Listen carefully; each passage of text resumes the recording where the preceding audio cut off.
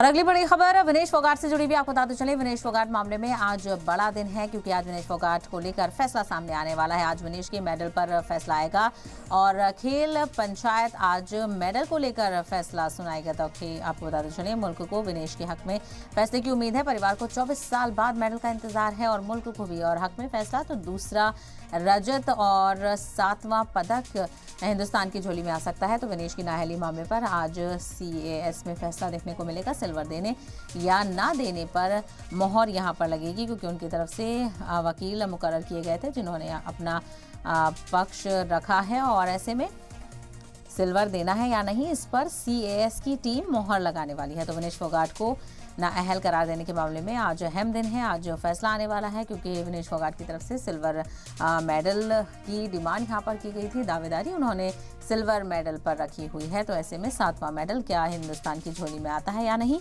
ये देखना बेहद अहम होगा।